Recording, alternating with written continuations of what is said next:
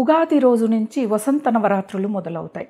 ఉగాది రోజు నుంచే సాయంకాలం మనం అమ్మవారి యొక్క నవరాత్రులు చేసుకోవటం. అంటే నవరాత్రులు అంటే రాత్రే చేయాలా, మాకు వీలు కాదు, పొద్దున్నే అవుతే వీలవుతుంది అని అంటే మీరు ఏ సమయంలో మొదలు పెట్టుకుంటారో ఆ సమయంలోనే మొదలు పెట్టుకోండి. అలా 9 రోజులు అమ్మవారి యొక్క ఆరాధన. పలాని అమ్మవారి ఫోటోనే పెట్టుకోవాలంటే అవసరం లేదు. మీ ఇంట్లో ఏ అమ్మవారు ఉన్నా ఆ ఫోటోకే మీరు పూజ చేయండి. ఏ అమ్మవారి విగ్రహం ఉన్నా ఆ అమ్మవారి విగ్రహానికే కుంకుమ పూజ చేయండి. అలాగే పూలతో పూజ చేయండి, అక్షింతలతో పూజ చేయండి. అమ్మవారికి మీకు తోచిన నైవేద్యం పెట్టండి.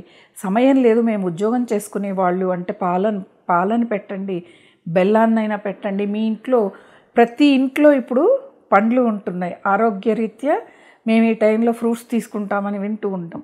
ఆ పండ్లని పెట్టినా చాలు.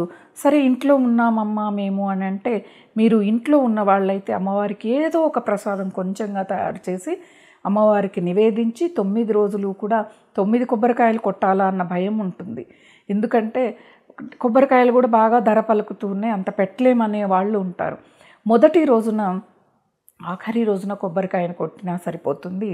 అమ్మవారి పాదాలు పట్టుకోవటమే ఇక్కడ ప్రధానం అన్నమాట.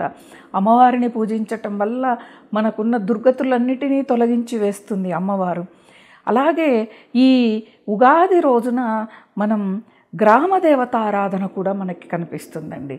అంకాళమ్మ, పోలేరమ్మ, సుంకులమ్మ, ముత్యాలమ్మ, పెద్దమ్మ, ఇలా చిత్తారమ్మ, ఇలా అందరూ ఉన్నారు కదా, 102 మంది. మన ఊరి గ్రామదేవతగా ఎవరుంటారో ఆ అమ్మవారికి ఉగాది రోజున మనం చేసుకున్న పిండి వంటలు అంటే ఆహార పదార్థాలు అన్నీ కూడా ఒక విస్తరాకులో పెట్టుకొని అమ్మవారికి నైవేద్యం పెట్టి రావాలి.